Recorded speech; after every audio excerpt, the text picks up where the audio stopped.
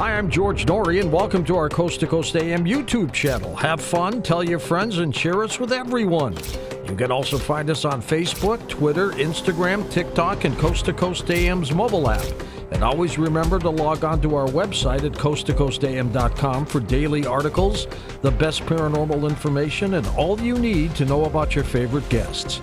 And now you can become a Coast Insider directly through the Coast mobile app. We welcome our international listeners and even offer a free 2-week trial. So don't delay. Become an insider today. And welcome back to Coast. George Norrie back with director, writer, author Rich Martini, beginning his examination of the afterlife. After experiencing frequent visits from his partner after passing, Rich decided to film people under hypnosis to try and find a deeper understanding of death and dying. Put together several videos, including Hacking the Afterlife film, Flipside, A Journey into the Afterlife, and then a number of books, including Hacking the Afterlife, and his latest work here, Divine Counsels in the Afterlife, The Flipside Court. Rich, welcome back, my friend. Always great to have you. Always great to hear your voice, George. What a treat. You were just mentioning how I've been doing this thing where, filming people under hypnosis.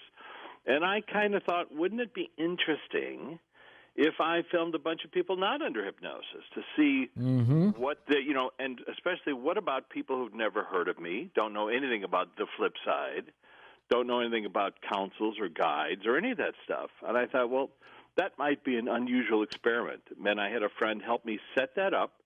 So we had a group of people from around the world, scientists, one scientist from Harvard, Akira Wirasekera, who is one of the winners of the Bigelow Prize. I know you interviewed the top winner. Yes. The Afterlife story.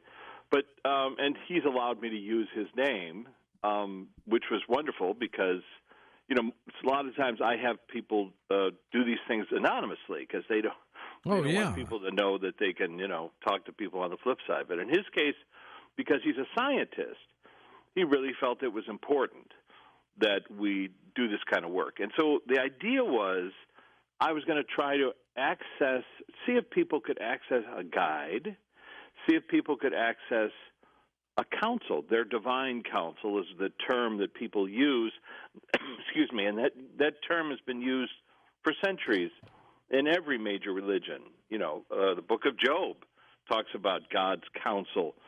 The Celtic myths, pretty much everybody has a counsel. Everybody's had a counsel throughout history. We just always have assumed it was one particular counsel. But apparently, and based on this research, everyone has their own counsel. And by the way, you mentioned Dr. Jeffrey Mishlove was the winner of the Bigelow contest. He won $500,000, Rich. I know, it's amazing. And, Dr. Keela was one of the other winners. They had research winners. And there were he's going to help me in my next project, actually, when we submit to the Bigelow for this round. And we'll see how that goes because I'm going to use his expertise to help me with it. So let's talk about divine counsels. Yes. So the idea is, would it be possible to take people who've never done hypnosis and just have a conversation with them? And that's what I did. Basically, I had a friend of mine organized her group they've done guided meditation on a sort of a professional basis. They've all done that around the world. They've gone to conferences. And, guided meditation is really just saying to someone, relax, and let's imagine ourselves somewhere. And what I picked for my experiment was the Beatles song, Lucy in the Sky with Diamonds, where they say, picture yourself in a boat on a river. And what I would suggest people do, and your listeners, hopefully, if you're not driving, but where you just picture yourself in a boat on a river. It's very simple. And you see yourself in some kind of a boat. People might say it's made out of wood. People might say it's made out of plastic or whatever that is they use, in fishing boats. They'll describe what it looks like size-wise. And then I'll say, what's the river look like or the body of water? Sometimes they see themselves on a lake, or sometimes it's a river. And sometimes they see flora and fauna on the shore. And by being specific, I then go from that kind of etheric idea into something visual, like I ask them to bring a guide forward. And the guide, everyone's guide, knows what I'm doing. They know why I'm asking these questions. The person might not, and they'll say, well, I don't really see anybody, or I see an individual, and I tell them, ask them to bring forward somebody that's male or female or a light. And sometimes it's a light. So a little bit hard to converse with a light, so I'll ask if their guide can manifest as a person. And then it gets interesting because they'll say, oh, this is interesting. I'm seeing so-and-so, my great-grandfather or somebody they've known. And then I ask, is it possible for me to ask the guide direct questions? And if somebody says I'm not getting anything, I'll say, well, ask them to nod, shrug, or shake their head, which is a visual answer, And so that idea of you can have a conversation with someone just by saying, yes, no, or I don't know. And sometimes they don't answer, and I take that to mean they're not sure of who I am or what I'm doing. And so that's always the next question I ask. I ask the guide, are you familiar with what I'm doing? Do you know me? And sometimes the person that I'm talking to has never met me, doesn't know anything about me, but they'll say, well, my guide is saying, oh, yeah, you're the guy who asks annoying questions. And in one case, one guide said, yeah, you're the troublemaker. And I was like, what? What does that mean? And then I say, is it all right if we go to visit their council? Now, the person, Dr. Drew, when I did a session with him, he said, what's a council? And I said, well, I wasn't asking you, Drew. I was asking your guide. And they'll say, no, I don't think it's time for them to go, usually. I mean, sometimes they'll say that. Or they'll say, sure. And this person then describes either being in a building or being outside. Or sometimes they're outside in outer space, and they sort of see other people around them. And sometimes they'll see a lot of people, 40, 50 people, let's say in a cathedral, and then I'll say, well, do you have a core group of people that sort of watch over your lifetime? Can we talk to them? And usually they'll say anywhere from 3 to 12, sometimes 15 people. And I'll ask them to describe how they're sitting. Are they standing? Are they in a chair? And they'll describe that. And then I say, let's go to the person on the far left, and let's ask them some questions. And I try to be as polite as I can to let them know, these people in the council, that I'm not there to disrupt this person's journey or path. And then I just ask really straightforward questions. What do you see? Who are you? Do you sit on any other councils? Are you familiar with my work? Those types of questions. And the idea of asking the same questions to different council members allows us to get objective results from subjective experiences, something that Dr. Grayson mentioned in his book After, when he does his near-death experience studies. All these people have a near-death experience, and then you could argue, well, it's subjective because it just happened to this one person.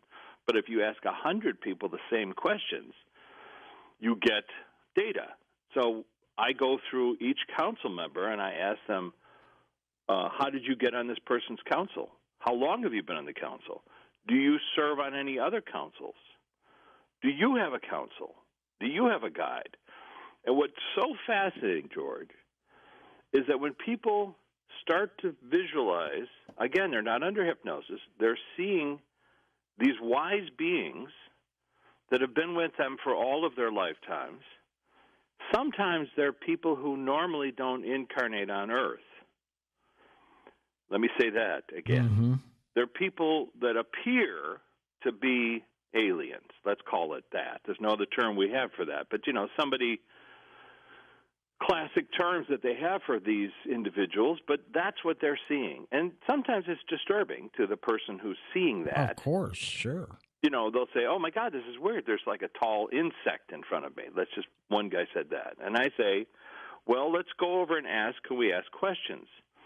And I say, can you put your hand in your mind's eye in this person's hand or whatever that is that they have in front of them? And then I ask the emotion or feeling that they get from doing so. And it's almost always, a feeling of familiarity, of home, of sometimes unconditional love, like this person loves me beyond measure because they know me. And then I'll ask this strange-looking individual, has this person ever incarnated, the person I'm talking to, have they ever incarnated on the place that you normally incarnate from, you see? So I'm asking, somebody I've never met before on a council who looks like a particular being. And, of course, when I say looks like, that's what they're emanating as a frequency or a visual. But I'll ask them, has my friend here ever incarnated with you on your planet? And almost always they say yes. And then I'll say, well, can you show that to this person? And the person I'm talking to says, with some degree of shock or surprise, oh, wow, I'm seeing this planet. I'm seeing these other individuals. And I do this continual questions, who are these people? And, I try to get to the bottom line. So what are you doing here? Or why is this person here on this planet if they normally incarnate on your planet? And I'm happy to say no one said it's a cookbook, the Twilight Zone. Exactly, to serve man. Yeah, to serve man. They don't say that. What they do say is it is to help humanity. It is to help people to communicate etherically or telepathically, because that will help people on the planet to realize they're not alone, to realize that they have guides and teachers watching over them, to realize that there are other people from other planets. I mean, over 35% of the people at the Newton Institute report memories of lifetimes off-planet. And I just heard the other day that they've had 65,000 reports so far. So over 35% of those reports at the Newton Institute include people remembering lifetimes in other areas, in other realms, and let's just say other planets, not just one or two, just they're all over the place. So my point is, here we have the government spending millions of dollars trying to figure out what UFOs are. Well, why not just talk directly to people who've actually remembered having lifetimes on those planets? You should show everybody how to do this. Well, yes, it's very look. I'm trying to make it as simple as I possibly can, which is picture yourself in a boat on a river. That's the first thing to allow your mind to see something that's not in front of you. You're bypassing the filters. Let's just say. And these are non-hypnotized people, right? Non-hypnotized people, and that is, by the way, why Dr. Aquila, I can't pronounce his last name. Where Sakara reached out to me because he's been studying filters on the brain. They're mentioned in Dr. Grayson's book After. He's got a chapter on them. But it appears that humans have these filters on the brain that block information not conducive to survival, which includes consciousness outside the brain and includes memories of previous lifetime, includes all these different things that the just normal path of a human is to not remember that stuff. And I'm fond of saying everyone's a medium. They just have filters that block that stuff. Now, some children, as you know, up until about the age of 8, some children don't have those filters, and they see grandma, they see grandpa, they remember previous lifetimes. And in Dr. Grayson's work, he notes how in dementia patients, just prior to passing, it's like the filters have died because their brains have atrophied. But they are seeing grandma. They are recalling previous lifetimes. They're saying things like, I'll be your father again in another lifetime. So the filters are the key in terms of this research.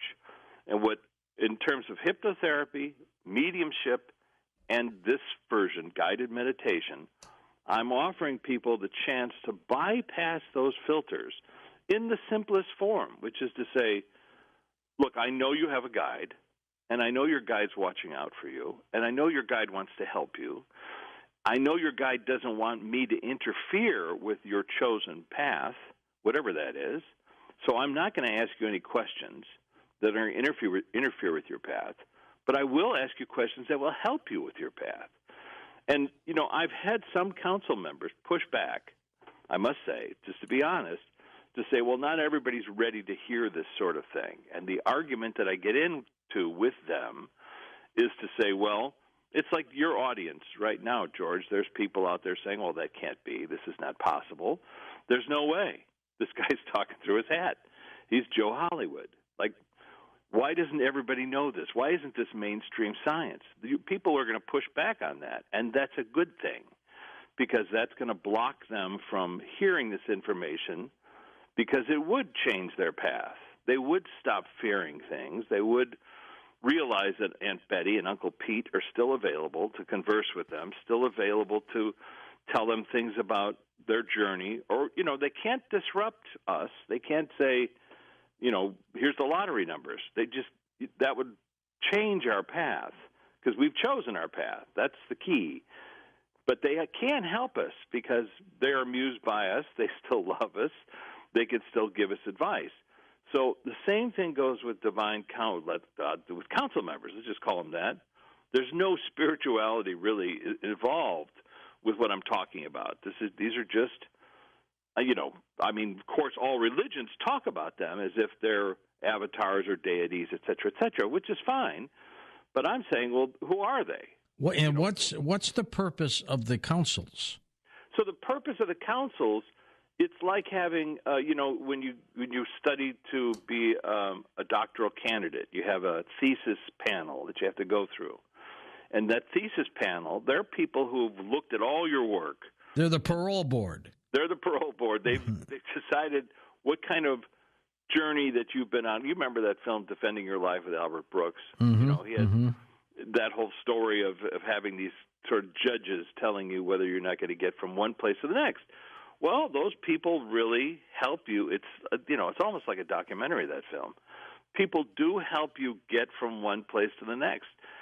So you want to graduate from whatever this journey is that you're on, you want to get to the next level, you have to go through these parameters.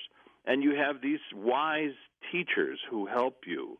They're not judging you. You could call it judging, right? Because your teacher gives you an F. That's definitely a judgment call.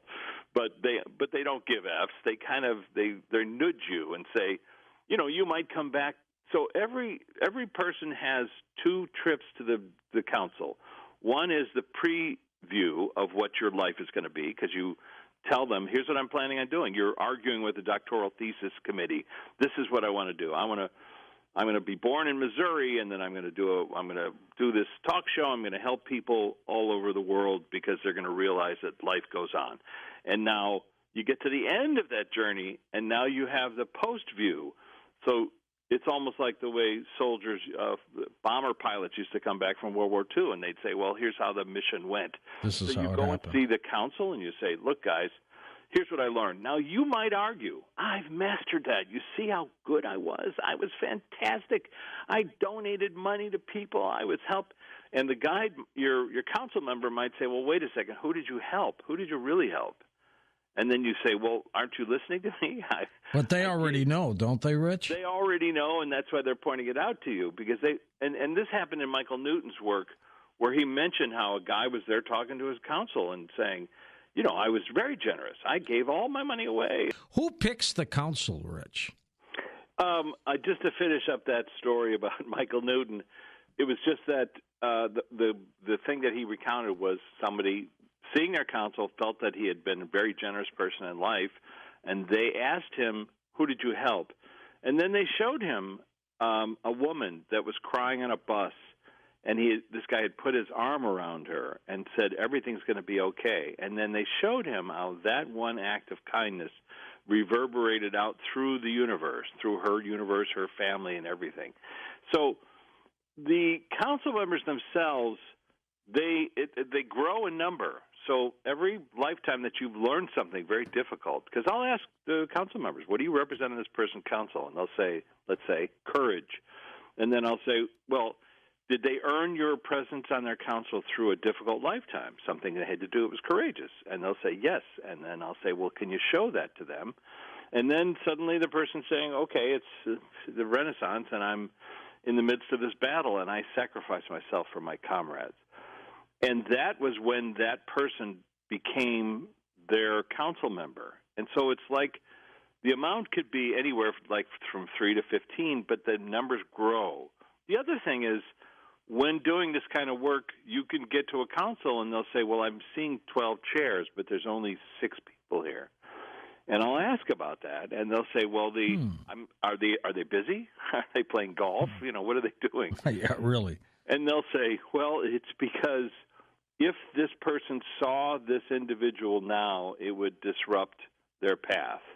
So it's like they don't show up for these meetings, having this conversation. And then I also ask the question because, like I said, generally councils get visited by the person that, they're watching over twice for each lifetime. And then here I am in the middle of their lifetime bringing them back, and asking questions to them to show them that we're always connected to our council members. Then I'll ask, is this okay? I mean, that we're disrupting them. And they'll say, no, and I've heard this. It's not me talking. I've heard this from other people saying it's important for humanity, that people need to hear this, that we're always connected to them. We're tethered to them. So when they feel alone and lost and lonely, all they have to do is ask for our help. Again, they can't intercede because we did sign up for a lifetime, but they can help us access whatever it is we need to access, whether it's a person before they go gambling in Vegas to say, help me win, help me be successful. The same thing can happen when it comes to going to a job interview. Ask your guides, these council members to give you support and insight. And sometimes before you go to sleep, you can ask them to come forward and say, look, I need some help with this thing, and can you do it in a non-invasive way so I'm not terrified when I see whoever it is. Do they quietly make things happen, Rich? Apparently so, and that apparently coincident. And then how do you make things happen? Well, people will report. Jennifer Schaefer and I have been doing this for a while. We have the podcast Hacking the Afterlife, and every week we talk to people on the flip side. And I always ask about process. How did you make that happen? How did you get that quarter to appear in front of my friend? And how did you put that piece of jewelry in their path? And they talk about a couple of things. One is they're outside of time. So it's not hard for them to see all the parameters that are involved to get that song to play on the radio at the exact time you're driving by your friend's house who passed away, so that you remember your friend. They talk about coincidence, about creating visuals for you. It's much easier than creating dialogue and sound. You need air to create sound, but you can put a thought in people's minds. You can put a thought in someone's mind when they're dreaming. Much easier because their filters are down. So that idea of bypassing, they're bypassing your filters, and we're bypassing our filters in order to make this connection. So, you've heard that thing of 1111, and people talk about it all the time as if it's some kind of magical. Right. But I've asked the question, so what's up with 1111? What was that about? And what I've gotten from them is the idea that it's a physical manifestation, a visualization of what's going on. They're on one side of a fence. Think of 11 as a fence, and or the colon in between. And they're on one side of the hall, and we're on the other side of the hall. They need to slow down because their frequency is so much exponentially different than ours. They need to slow down in order to pass messages, ideas, thoughts, nudges to us. For us, we need to speed up. So how does that work? Meditation. Could be a relaxation. Could be just being in a happy place so you can accept it.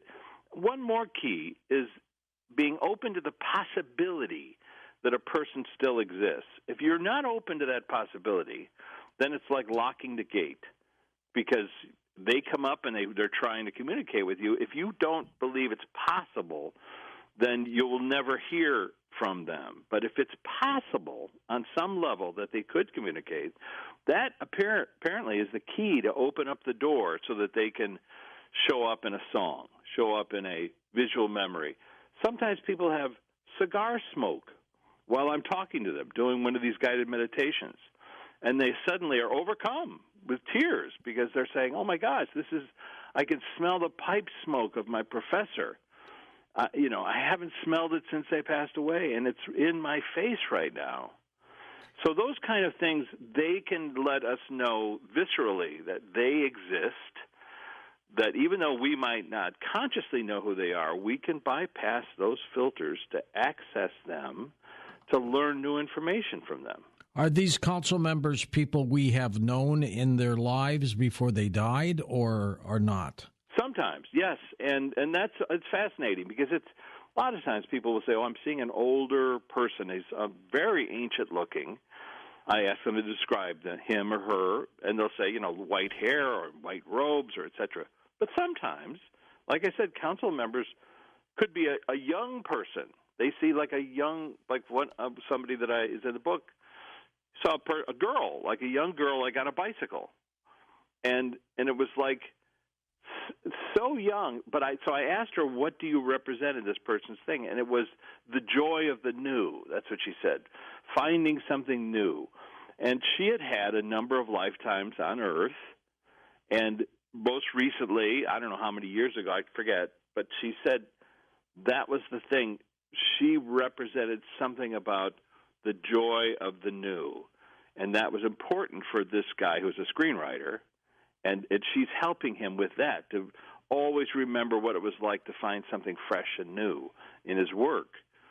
So it really depends, and sometimes people see relatives, some like a great-grandfather, and I'll ask that person, are you this person's great-grandfather, or are you just visually giving them something that's comfortable to remember? And sometimes they'll say it's the comfortable thing. They're just giving them somebody that looks like their grandfather so they can have a conversation. One of the most interesting is in the book where there's a podcaster out of England, Simon Bone, who we did a very long session where at some point he's talking to his council member, and he comes upon like a tough guy, almost like a Fonzarelli, leather jacket, smoking a cigarette. Every one of his answers was snarky, and Simon's from Cambridge. This council member was in the Vietnam War and was from San Diego, and he had all the references that somebody from SoCal would have, what he was talking about. And at some point, he was being very taciturn with me, and like a tough guy. Like, what are you asking that for? And I said, what do you look like to the other council members? And he paused and said, "Okay, you got me. I look like a light. That's what I look like." So in other words, he was presenting this tough guy with a leather jacket, smoking a cigarette, to this Simon, and so that, and one of the other council members says, "Oh, that's just Frank. That's just what he does. That's who he is, right?" That's who he is, But to them, he is a light. He's an energetic light, and then they manifest as an individual, as a person, as a older person, as a whatever that is, whatever they prefer to manifest as. And it's almost like an agreement between us and them. We see them as this person that's wise, and they see us as their sort of student who's learning. It's a fascinating look at how to figure out why we're on the planet. Are they guiding us while we're alive, or are they trying to help us once we die? Well, there's two answers to that. One is they're totally trying to help us while we're here. They're always, they want to say that. They've always got our back. Because I'll ask. Are they like guardian angels, Rich? Absolutely like guardian angels. Because I'll ask, is there ever a moment in time where you guys are so busy running around doing something else that you forget us?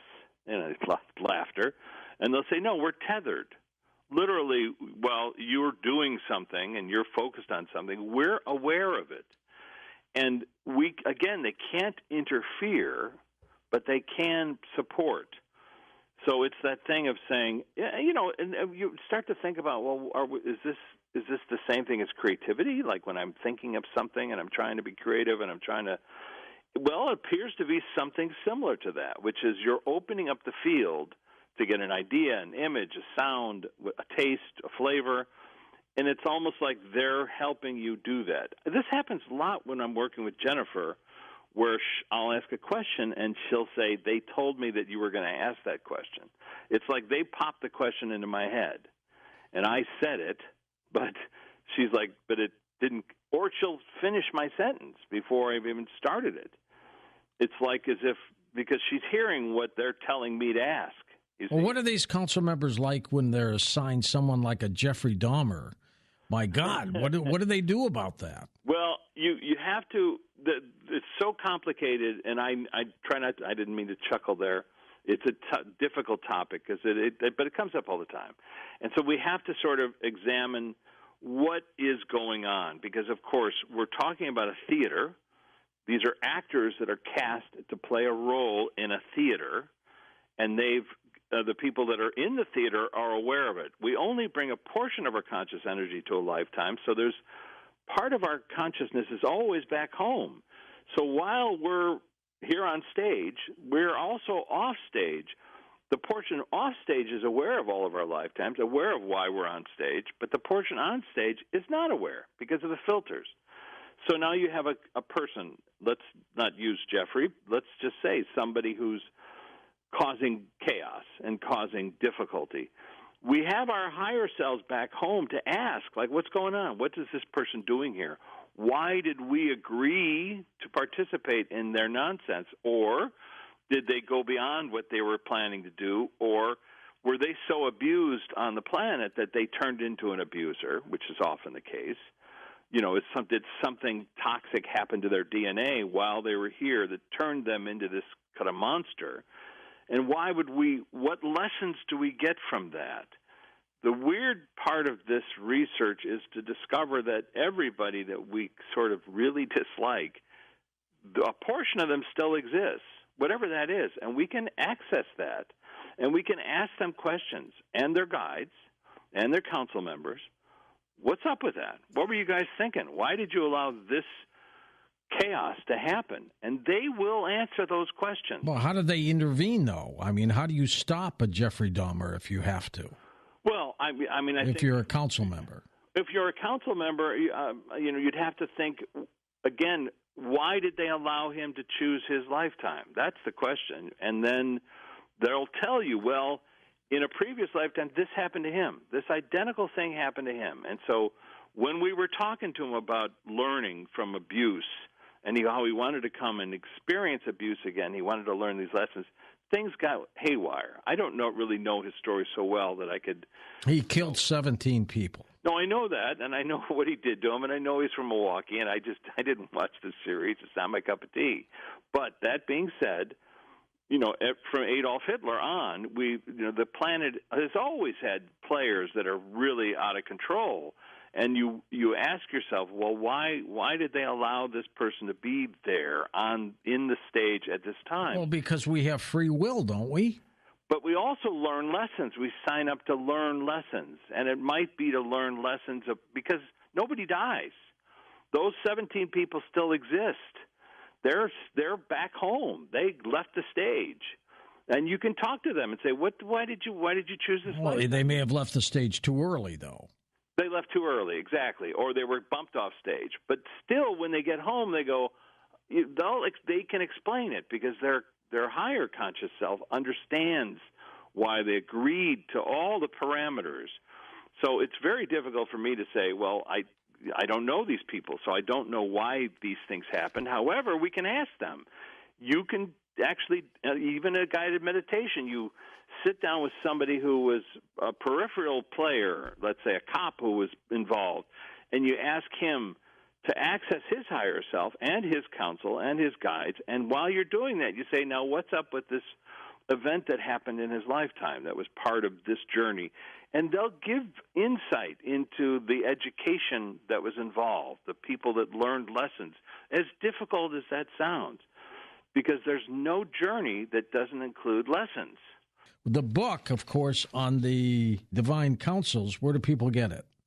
They can find it anywhere that they're selling online books. Right now it's exclusively at that Amazon company, and eventually it'll be in worldwide and other places. Who selects the Divine Council for the individual? Apparently it's our guides and our teachers. Now, our guide is the first order of business. Our guide is not a council member, or it is? It can be, but mostly or not. So let's say, let's start with me. So I've been created out of energetic photons, let's say, and now I'm assigned to a guide. That guide has gone through all of his lifetimes, and his graduation gift was Richard. So now I don't have a council yet. It's just me and him. And he now maps out with me what I'm supposed to learn, what I'm going to learn, what I want to learn. Like Clarence was for George Bailey in It's a Wonderful Life. Exactly. His guardian angel. And then as council members will be assigned or brought forth to match that frequency or energy of the thing that I'm trying to learn. So in George Bailey's case, it was like how to love yourself, how to not, how to cherish yourself so much that you would never jump off a bridge. So his guides might be people who are masters at that. They really understand that very well. How do we know that we're not hallucinating, Rich, when we're talking about divine council members? Well, George, that's a good question about life, isn't it? That's true. How do we know we aren't hallucinating on it every day? I mean, you think about how does information come into your head? We have electrical signals, right? We see the world around us, and it all comes to us. What people say when they're talking about, and listen, the answer, that was a flippant answer, but the answer really is people saying the same things consistently. So, again, if I have 100 people and I have each one of them talk to a council member and I ask the identical questions, and this person doesn't know what I'm going to ask or doesn't know the council member, never heard from them before, but they give the same answers, the same hallmarks, then we have something that we can discuss in terms of data. I've had many trips to visit with Akashic libraries. You've heard, I'm sure you've had many people on your show talking about the Akashic Library. Sure. And it's fascinating. In this book, I have a librarian give us a tour of the library, and I have him talk about what each tome, what each volume, what each book, and in his case, he's showing this person like a ball of light. And inside that ball of light are fractals. And the fractals, these mathematical equivalents or constants, they refer to a person's lifetimes, many lifetimes. So that kind of information can't be coming from hallucination, because A, it makes a lot of sense. B, I've heard it consistently through other people who aren't familiar with this stuff, you see? So it's almost like I'm speaking to people in a foreign language, and they're saying the same things in their foreign language once I translate it. Amazing. So it's hard to parse that as you would think that people would have, based on their belief system, if they are this religion or that religion, you'd think they would have some kind of a architecture that has to do with that religion. But that's not what happens. What people report is the same architecture, often contrary to what their belief system is, whether they were atheists or believers. What they're hearing from people on the flip side, let's just call it that, people that are not here, is consistent and it's reproducible. And so then it just becomes data. And once it's consistent and reproducible, then we can sort of examine it in terms of, well, what does this mean for psychology? What does this mean for psychiatry? What does this mean for science? If we can ask people in a council, like, how do we fix climate change? Now, you would think that you'd get a million different answers, but you don't.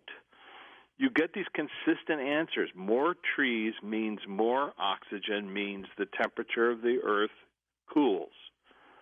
That's consistent, even though the person I'm talking to has no clue what this means or why that would be important.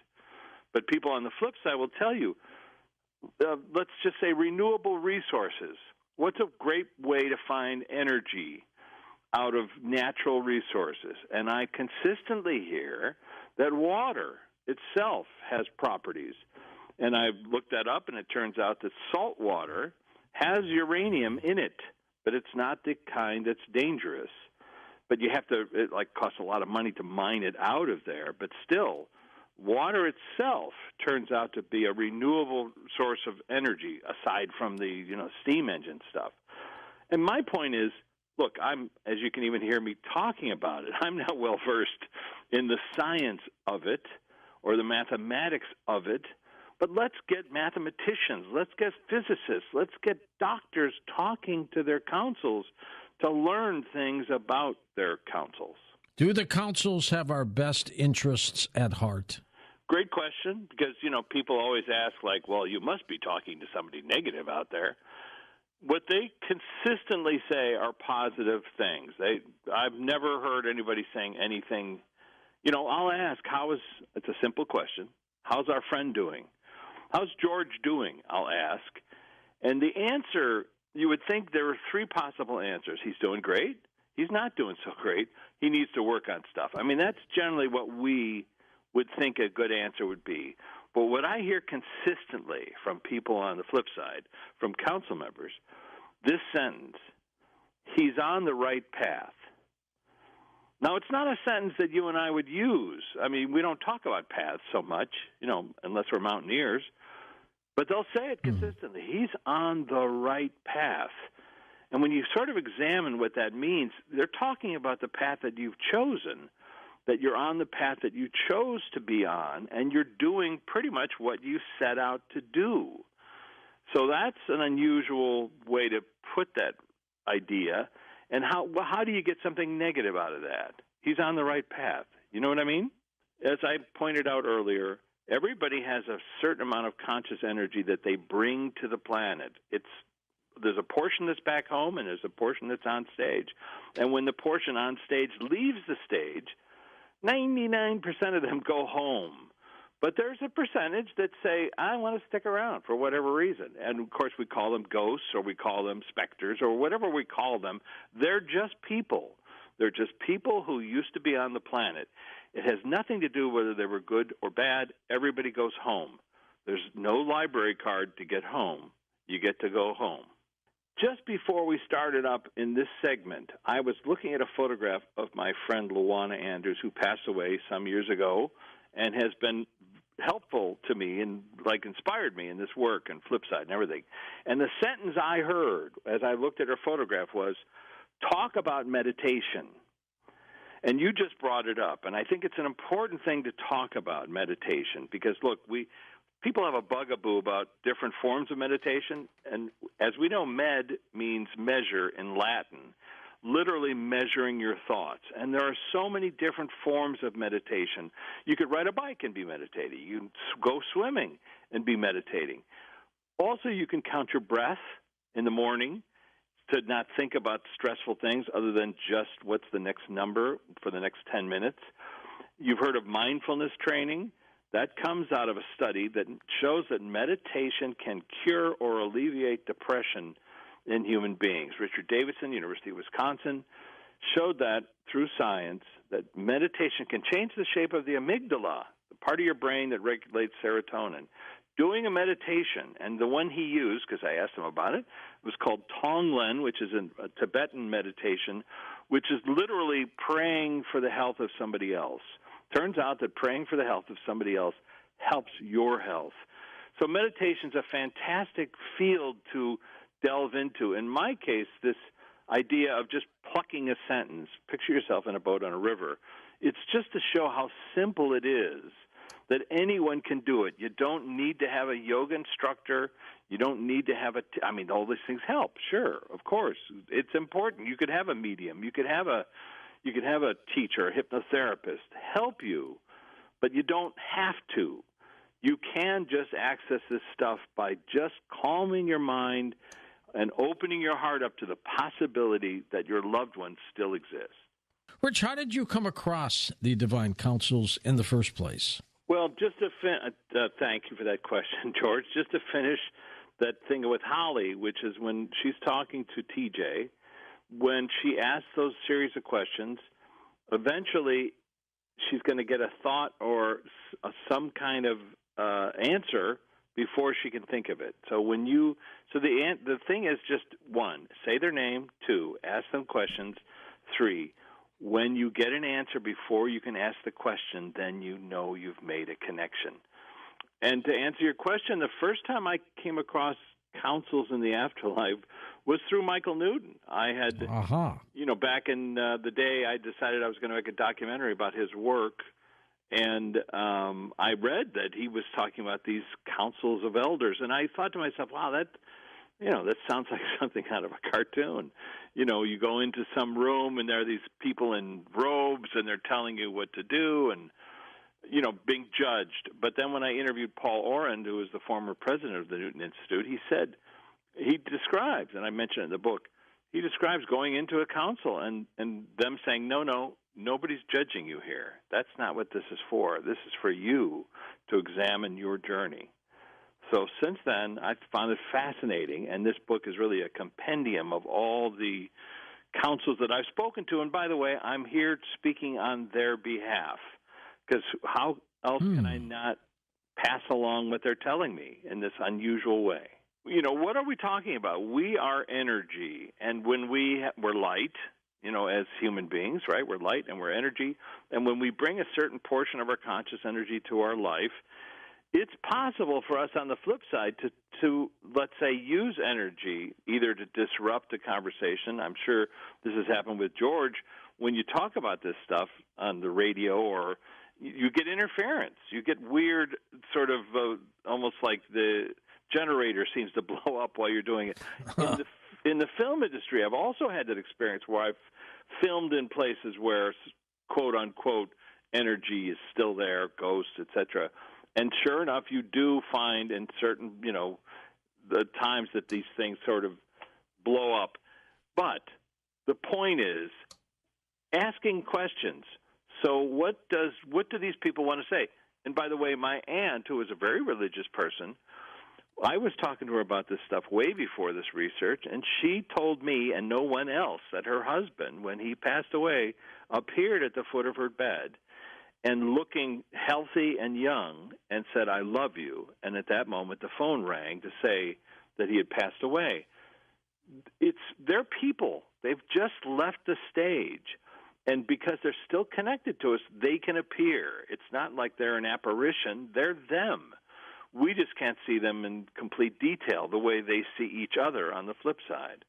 So the idea is they still exist. They still exist today. Even if somebody passed away 20 years ago, 100 years ago, 5,000 years ago, they exist.